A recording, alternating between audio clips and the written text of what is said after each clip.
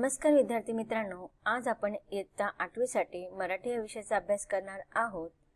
कुमार भारती पाठ्यपुस्तकातील धडा क्रमांक 3 लाखाच्या कोटीच्या गप्पा हा पाठ आज आपण शिकणार आहोत आणि या पाठाचा आज सेशन क्रमांक पहिला आहे।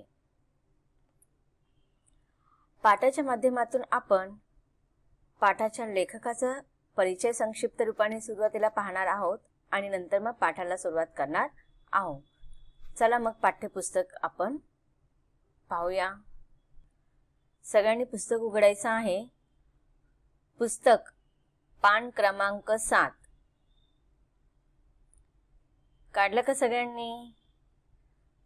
पाठ क्रमांक 3 लाखाच्या कोटीच्या गप्पा हे आपल्या पाठाचं शीर्षक आहे। पाठ शिकण्याच्या आधी आपण या पाठाच्या लेखकाबद्दल संक्षिप्त माहिती जाणून घेऊया। लाखाच्या कोटीच्या गप्पा या पाठाचे लेखक आहेत वसंत जोशी। वसंत जोशी हे कथाकार, कवी, विनोदी साहित्याचे लेखक म्हणून प्रसिद्ध आहेत। त्यांनी कथा आणि कवितांबरोबर लोकनाट्य, बालनाट्य आणि बालकुमार वाङ्मयाचेही लेखन केलेलं आहे। त्यांच्या कथांचे तमिळ आणि कन्नड भाषेमध्ये सुद्धा अनुवाद झालेले आहेत। त्यांनी लिहिलेल्या बिनबियाच्या गोष्टींचे संग्रह लोकप्रिय आहे। बिनबियांच्या गोष्टीतील प्रसंग काल्पनिक असले तरी त्यामधील व्यक्ती मात्र खऱ्या आणि सुप्रसिद्ध आहेत। लेखक वसंत जोशी यांनी जे काही काल्पनिक प्रसंग आपल्या काही गोष्टींमध्ये लिहिलेला आहे त्याच्यापैकी एक जो संग्रह आहे बिनबियांच्या गोष्टी।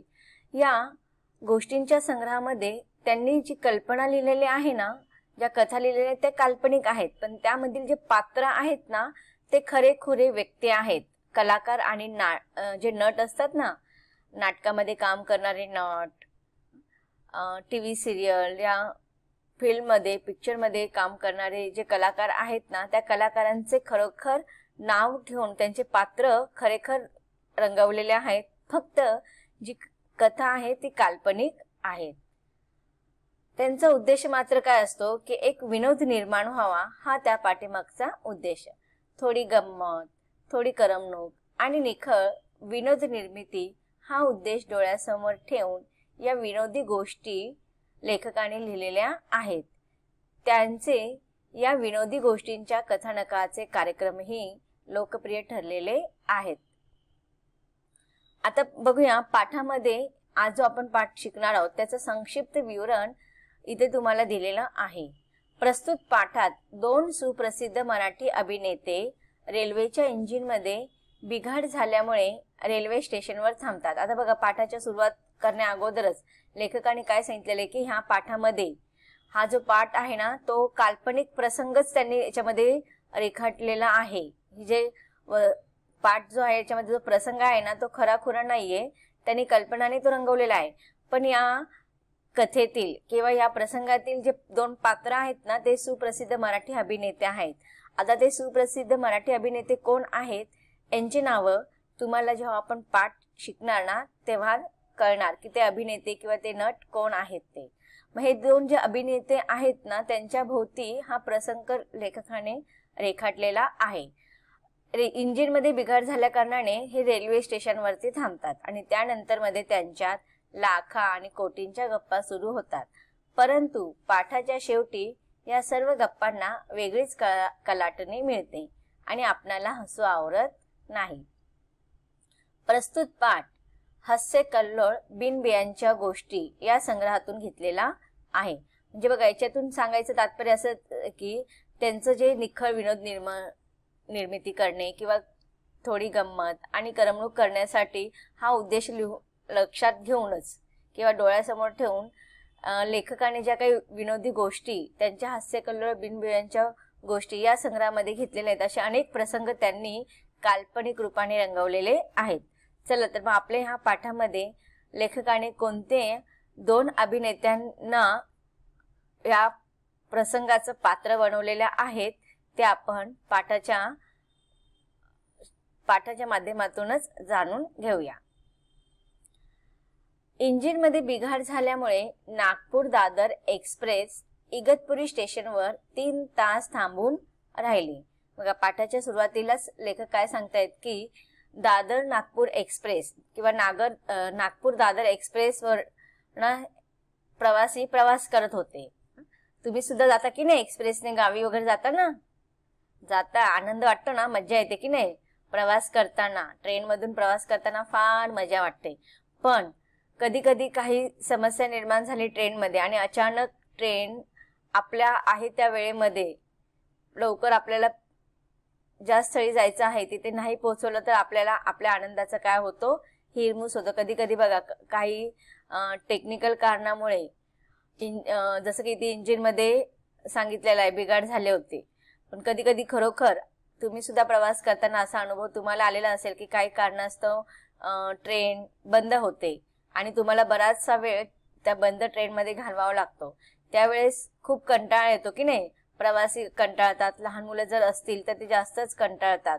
मग अशा वेळेस तो वेळ कसा जाईल याकडे प्रवाशांचं लक्ष असतं.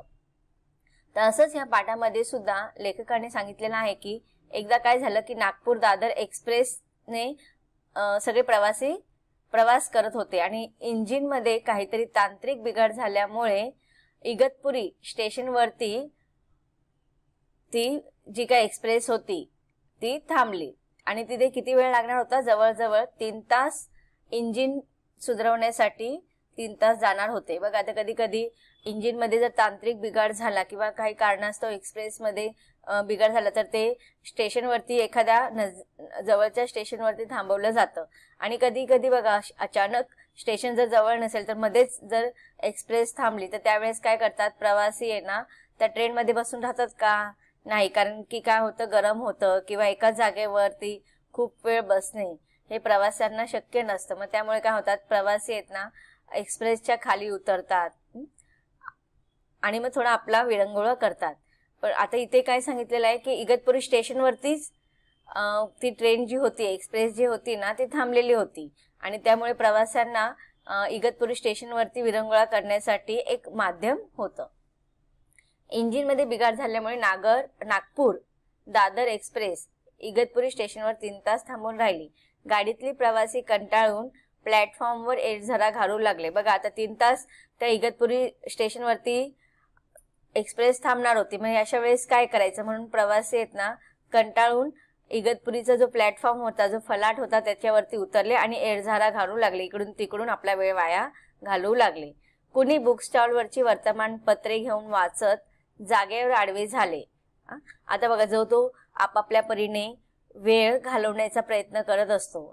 लहान मुलं असतील तर काहीतरी, आता चला मुलांना किंवा लोकांना विरंगुळ्याचं साधन असतं की ते काय करत असतात, मोबाईलमध्ये वगैरे टाइमपास करत बसतात किंवा एकमेकांना फोन करून नातेवाईकांना मित्रमैत्रिणींना फोन करून वेळ घालवत असतात. पण हा जेव्हा प्रसंग लिहिलेला आहे तो फार पूर्वीचा आहे, त्यामुळे वेळा घालवण्यासाठी मोबाईल हे साधन त्यावेळेस नव्हतं. मग लोक काय करत होते, जे प्लॅटफॉर्मवरती फलाटावरती जे काही स्टॉल होते, वेगवेगळे दुकानं लावलेली होती, तर त्याच्यामध्ये बुक स्टॉलचं दुकान पण होतं की नाही, पुस्तकांची दुकानं असतात, तिथे पुस्तकं मिळतात वाचनासाठी किंवा मासिक मिळतात, वर्तमानपत्रे सुद्धा मिळतात. मग कुणी प्रवासी काय केले, त्या बुक स्टॉलवरची वर्तमानपत्रे घेऊन जागेवर बसून वाचत राहिले. आणि ते वाचणार तरी किती ना, आता 3 तास वर्तमानपत्र तर काय 15-20 मिनिटांमध्ये सहज वाचता येतं. आता 3 तास काय करायचं, तर ते वर्तमानपत्र वाचत वाचत काही लोक तिथे झोपी गेले, आडवी झाले, झोपी जाणे. 2 प्रवासी मात्र एका दगडी बाकावर जाऊन बसले आणि त्यांच्या गप्पा सुरू झाल्या. आता तुम्ही बघा, रेल्वे स्टेशनवरती गेलेला असाल तर तुम्हाला प्लॅटफॉर्मवरती फलाटावरती प्रवाशांची असुविधा होऊ नये म्हणून बऱ्याच ठिकाणी असे बाके लावलेले असतात की नाही. आणि ती दगडाची बाकी होती. त्याच्या काही फलाटावरती लाकडाची असतात, काही फलाटावरती दगडाची असतात. तर इथे इगतपुरी स्टेशनवरती दगडाची बाकी होती. तर 2 प्रवासी आहेत ना त्या दगडाच्या बाकावर जाऊन बसले आणि त्यांच्यामध्ये गप्पा सुरू झाल्या. सुमारे 1 तासभर गप्पा मारल्यानंतर ते दोघेही कंटाळले. आता इगतपुरी स्टेशनवरती जवळजवळ किती तासाची अनाउन्समेंट केलेली असणार आहे, इंजिन सुधारायला किती वेळ लागणार होता? 3 तास. तर 3 तासापैकी 1 तास त्या दोघांनी मस्तपैकी गप्पा मारल्या. पण आता गप्पा मारून मारून तरी किती मारणार, म्हणून ते पण कंटाळले. मग त्यांनी काय केलं? त्यांनी चहा मागवला. चहा घेतल्यानंतर त्यांच्या गप्पा पुन्हा रंगल्या. ते एवढ्या मोठ्याने हसत आणि बोलत होते की त्यांचा शब्द आणि शब्द दूरवर ऐकू जात होता.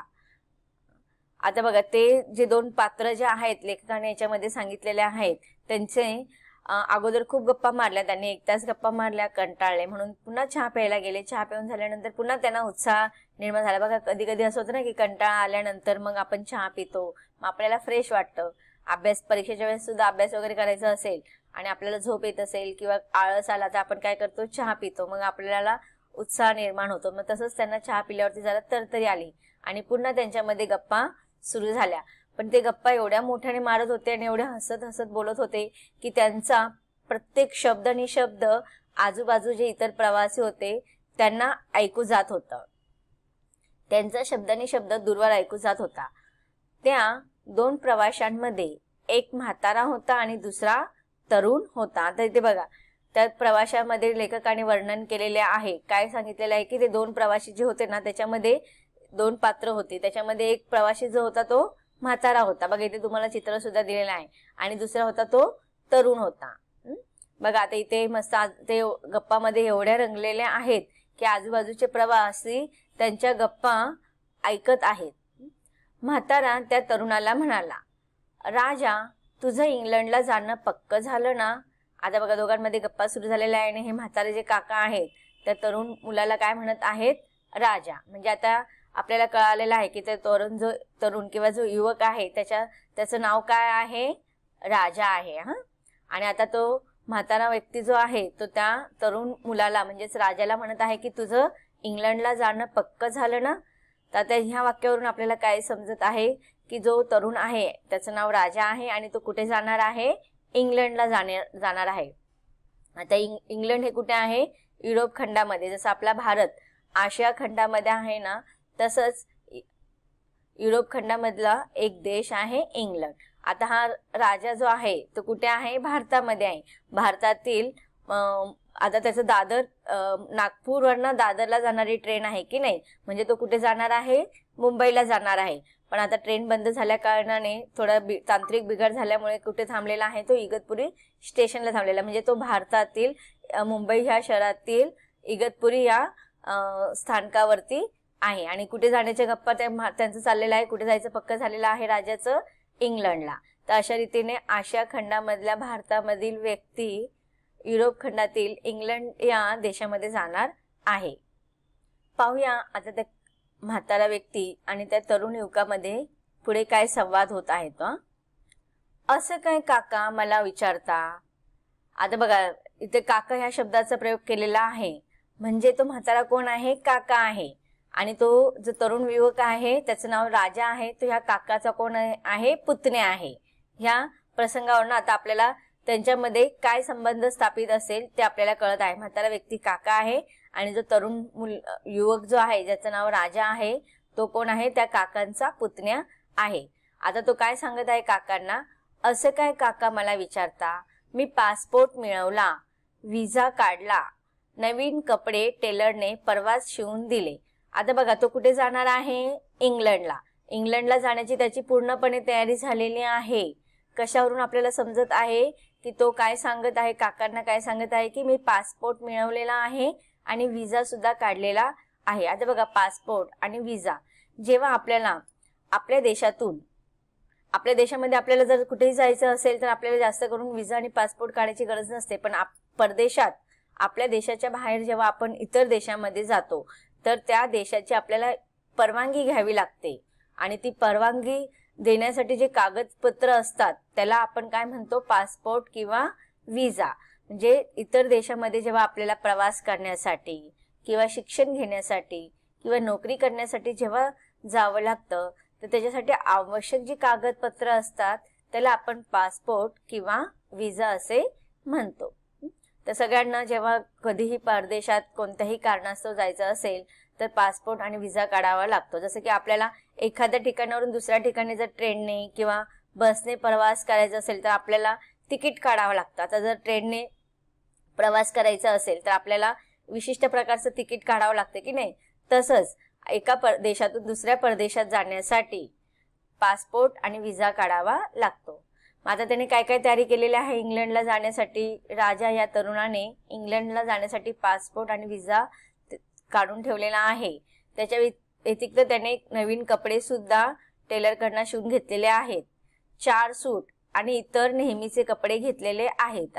बघा, नवीन 4 सूट त्याने घेतलेले आहेत की विशिष्ट प्रसंगामध्ये घालण्यासाठी त्याने नवीन 4 सूट घेतलेले आहेत आणि रोज वापरण्यासाठी नेहमीचे कपडे सुद्धा त्याने घेतलेले आहेत. तुम्ही दिलेले घड्याळ तर मी आताच वापरायला काढलेलं आहे. आता तो बघा परदेशात जाणार आहेत म्हणून त्याने पूर्व सगळी तयारी करून ठेवलेली आहे. नवीन कपड्यांची सुद्धा व्यवस्था करून ठेवलेली आहेत आणि काकाने दिलेले जे नवीन घड्याळ आहे ना ते सुद्धा त्याने आत्ताच वापरायला काढलेलं आहे. अशा रीतीने त्या काका आणि पुतण्यांचा संवाद या पाठाच्या परिच्छेदमध्ये आपण पाहिलेला आहे. आता पाहूया या पाठामध्ये आलेले वाक्यप्रचार. पाठाचा जो परिच्छेद आपण अभ्यासला त्याच्यामध्ये आलेला वाक्यप्रचार आणि त्याचा अर्थ पाहूया. वाक्यप्रचार आहे एडझारा घालणे म्हणजे अस्वस्थपणे इकडे तिकडे फेऱ्या घालणे. तर विद्यार्थी मित्रांनो, आतापर्यंत आपण काय शिकलो की लेखकाद्वारे जो प्रसंग आपण वाचला त्या प्रसंगामध्ये इगतपुरी स्टेशनवरती नागपूर दादर एक्सप्रेस इंजिन बिघाडामुळे थांबलेले आहे. 3 तास तिथे लागणार आहेत आणि प्रवाशांचा खोळंबा झालेला आहे. त्यापैकी जे 2 प्रवासी आहेत, एक म्हातारा आहे आणि एक तरुण व्यक्ती आहे. तो म्हातारा जो आहे तो काका आहे आणि तरुण व्यक्ती जो आहे तो पुतणे आहे आणि त्यांच्या दोघांमधले संवाद आतापर्यंत आपण पाहिला. तर याच्यानंतरही आपण त्या काका पुतण्यांमध्ये काय संवाद झाले आहेत ते आपण पाहणार आहोत. पण पाठाच्या पुढील भागामध्ये त्याला आपण विस्तारित रूपामध्ये पाहूया. धन्यवाद.